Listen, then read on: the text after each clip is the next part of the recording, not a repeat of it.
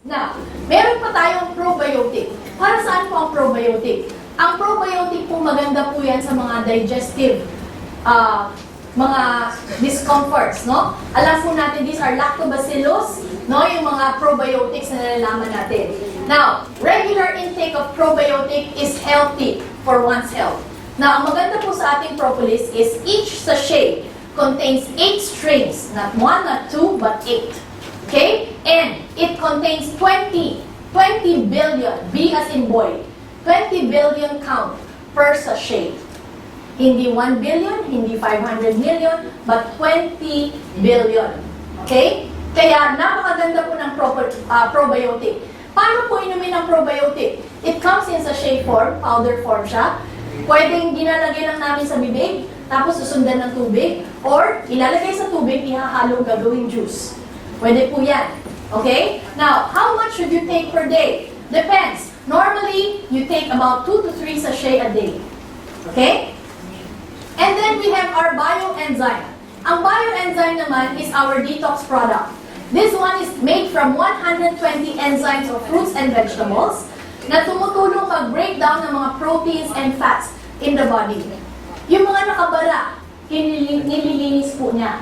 And we added 150 million lactobacillus sporogenesis to help improve the bowel movement. Okay? So, this one aims to provide the body with enzymes. How do you take this? Normally, we take this 1 sachet every night before going to bed. Ihalo mo lang siya sa tubig, tapos inumin. Kung okay sa'yo maasim, inumin mo agad. Kung gusto mo medyo manamis-namis, antayin mo 3 to 5 minutes bago mo siya inumin. Now, ano magiging effect? Ang magiging effect niya, may mga tao 2 to 4 hours after, takbo na ng CR. May mga tao medyo mas matagal ng konti. So usually, pinaiinom namin yan sa gabi para paggising niya, punta na sa CR. Okay? Pero may instances din po kami na medyo ilang araw pa bago mangyari yon. Ibig sabihin, magpa-check up na siya. Okay? Grabe pala. Diba? Now, we also have our corn soup. Our corn soup is actually only 88 calories per sachet. Okay? This is a very good meal replacement. Okay? Ang maganda sa corn soup is, pag ininom mo siya, mabilis kang mabusog. Lahat ng sustansya na kailangan mo, nandyan po siya. Okay? Now, ang ating corn soup may dalawang patent. One from US, one from Japan. Yung US patent po niya is called Potato Proteinase Inhibitor 2, which nagpapabusog right away. Yung pangalawang patent po niya is called Fibersol from Japan. Ang ginagawa naman ito, tinutulungan niya ma-regulate ang blood sugar rise after eating. It regulates cholesterol and triglycerides.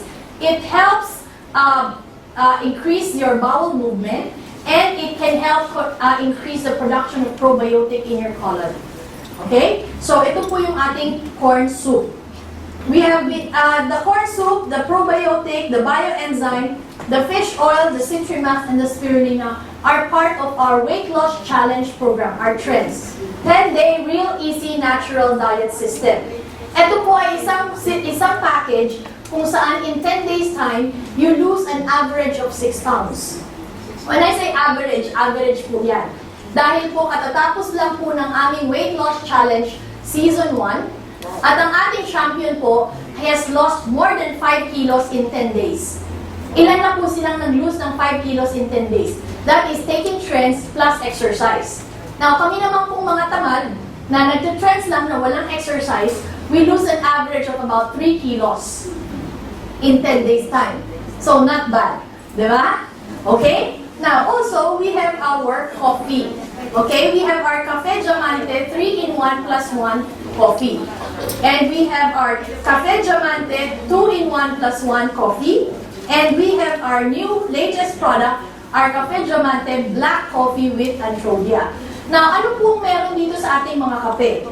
Number 1 po, ang lahat ng coffee po natin is made from Brazilian Robusta coffee. 100% Brazilian Robusta coffee. Pangalawa, hindi po tayo gumagamit ng artificial sweeteners. So, ang aking 3-in-1 is a regular sugar. Ang aking 2-in-1 at ang black coffee, walang sugar po. Pangatlo, ang creamer. Hindi po tayo gumagamit ng mga creamer na may trans fats. So, ang creamer po natin ay 0-gram trans fats and hindi po siya soy-based. Okay? And number 4, we added Antrodia.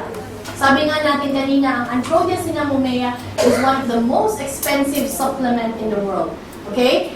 Hinahabol po natin dyan is the triterpenoids. Okay? Have you heard of Ganoderma?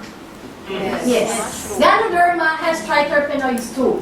Ang triterpenoids sa Ganoderma is 1 to 3% only. Ang Antrodia has 20% triterpenoids. Okay? So, saan ka na?